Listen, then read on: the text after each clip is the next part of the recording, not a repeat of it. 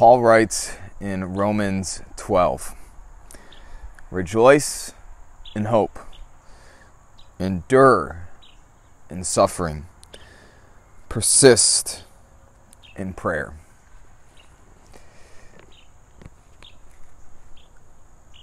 In this section of Romans, Paul is encouraging Christians to live out their calling as followers of Jesus. And he encourages them with these three things: rejoice, endure, and persist. I want to spend just a few minutes with you about what those three words mean and how I think we could apply them to our life, to our practice as Christians. First, rejoice in hope. This word, kairo, the Greek word for rejoice, comes with it the sense of happiness, but more than that, a deep sense of well-being. And so when you and I rejoice in hope, that hope are the promises that God has given to us. That hope is the promises that God has given to us, especially those in His Son. But that leads to the second word, endure, hupomeno, the Greek word for endure. It has with it the sense of maintaining a belief or a course of action, especially in the face of opposition. And so as we rejoice in hope, we then realize that living out that hope will not be easy, but that we will certainly suffer for it.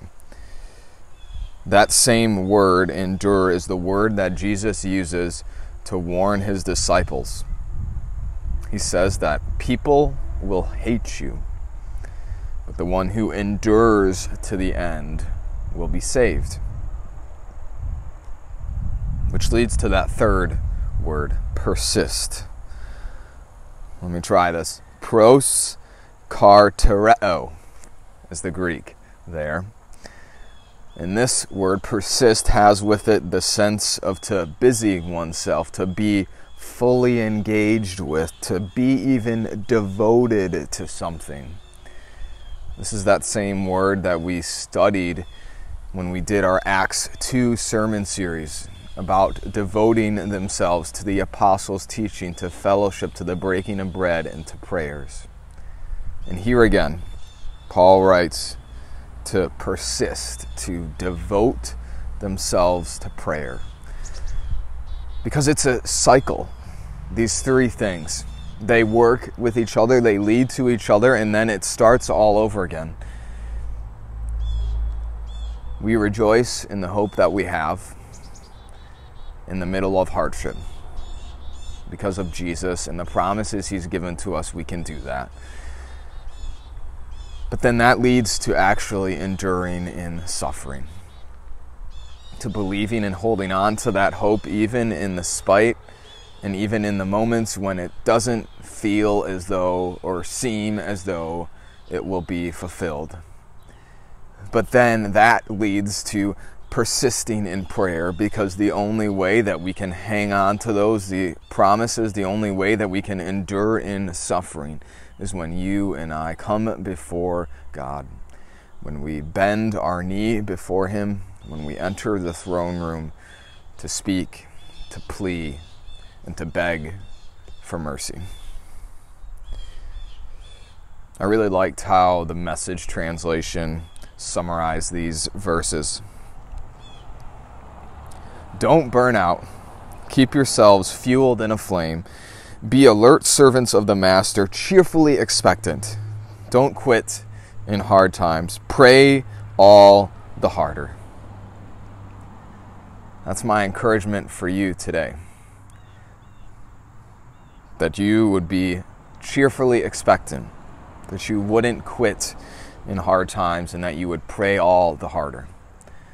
So here's an idea for you how that might look in your life today. You've heard the idea of breath prayers. these simple short phrases that you and I can use to be constantly in prayer as 1 Thessalonians urges us to be. And so today, when you go about your day, as you experience the ups and the downs of life, and as you're called to rejoice, to endure, and to persist, use those words as a breath prayer. So you breathe in, rejoice, endure, persist, and then breathe out, persist, endure, rejoice, and back and forth. Won't that be your prayer this day and always, as we all cling to the word and the promises that God has given to us in all circumstances. The Lord be with you and bless you this day.